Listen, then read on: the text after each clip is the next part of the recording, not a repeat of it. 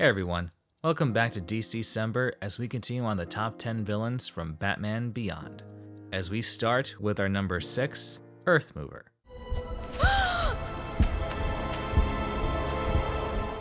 So this guy was creepy. Like, when did Clayface get back? Yeah, there was. I definitely. You spend the first half of the episode probably thinking it's Clayface, and then nope, it's Dirt Face instead. It's chemical dirt skeleton face. He was like a construction worker who got caught in a toxic vat and then just left to die and got integrated with the earth. Yeah. Speaking of creepy, spooky guys, like this is by far the most like horrific villain. Or just anything probably in the DCAU. There's a lot of stuff that gets close, but it just visually, like I'm surprised that this was allowed to be a thing. There's just a human remains sticking out of dirt with talking to you. Yeah. The first half of season 2 got really dark. On one hand, there's like zombies or Frankenstein kind of characters that are like just goofy enough that whatever, Halloween, blah blah blah. But then like this guy's just literally a dead guy that's still like got a piece of his soul clinging on from whatever chemical.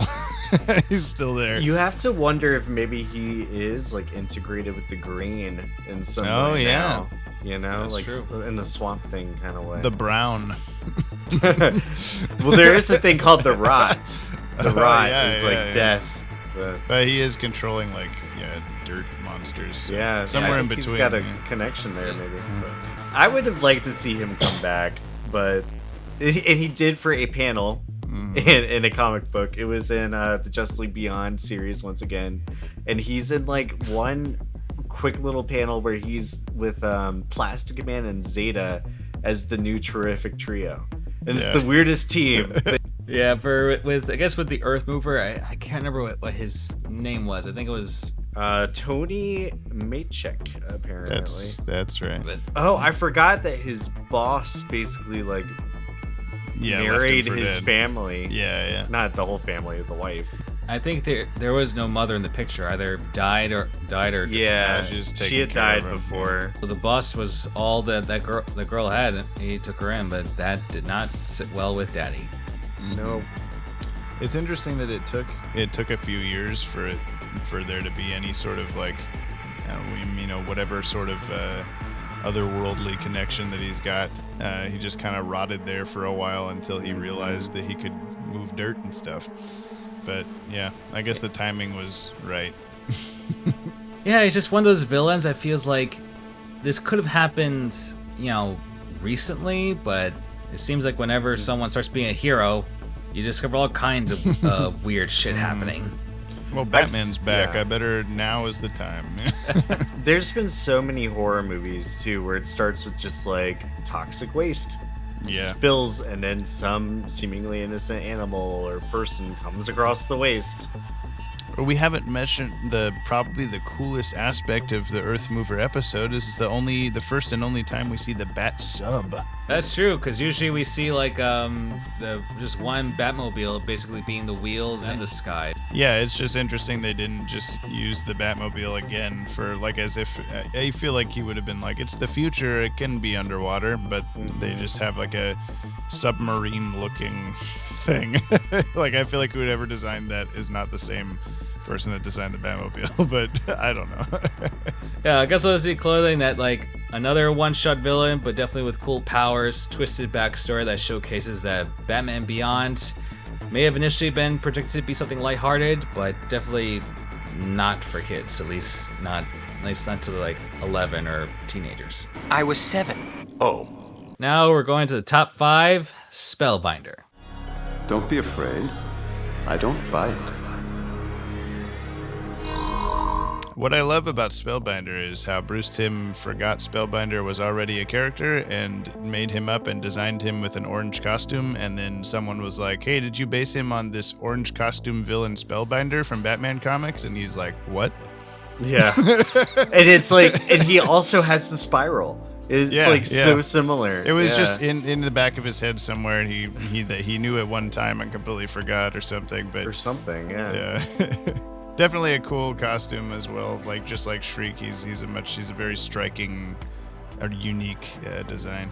But that's what's great about Batman Beyond, that we get to see original villains or even seeing lesser-known villains make an appearance in the future instead of another one for Bruce to deal with, whether in his time with Justice League or starting out. Although we do see a Spellbinder in the Batman cartoon, not canon. No. The thing about him like popping up when Terry is Batman and that whole concept of like, I guess villains got to start being. What was happening during the 20 years Batman was gone? There were no supervillains. I just like how people like Spellbinder sitting in their office at the high school going, oh, I heard Batman's back. I think now's about a good time that I become a bad guy and put on a costume.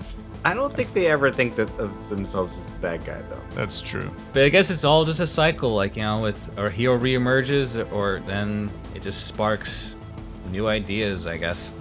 A really good Spellbinder episode is the one that oh my god, hang on a second. The VR room one? No, hang on. Oh. Eyewitness. A really good episode, a Spellbinder episode, is Eyewitness. Yes, I thought of it right before Brian said it. Okay.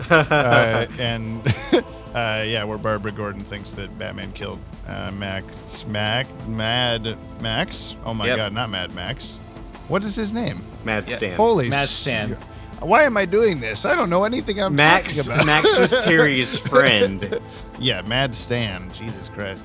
That's a really good episode. It's the first digitally colored episode, so it's kind of part of my like mental transition into the more lighthearted half of Batman Beyond. But it's a very good mystery story, and even though it starts to become sort of obvious that like, somebody messed with what everybody's seeing, and who does that? I think Spellbinder. You don't find out till the last 5 minutes, and they're fighting at the theater where the Waynes were killed and all that kind of stuff. So that's always been a really fun moment. Probably the one good thing that actually did happen on Crime Alley. Right, yeah. But yeah, for Spellbinder, he's unique. He's like a weird mixture of Riddler and Mad Hatter in a way. A little bit of Scarecrow, maybe. Yeah. For the hallucinations. I guess just like when I hear him talk, it's like it's just like I hear Riddler sort of, just like how he's like very manipulative with being calm, calm and casual, not being like overly dramatic and threatening. He's a very smart guy, and you can hear that in the voice. I also get a bit of the Jeffrey Combs Scarecrow style tone in how he talks. Yeah. A lot of carryover from the spooky characters of present day Batman just kind of combine into Spellbinder. So yeah. That's true, and all he needs to do is just utilize like the tech in his palm, his VR devices. He can do pretty much like anything with his mind to make it feel like they're real instantly. Like there's no need to put like a head device or anything. He's got the other Emerald Eye of Ekron. That's right. Basically, yeah. Ekron's got two eyes. He does, yeah. Emerald Empress versus Spellbinder for Legacies.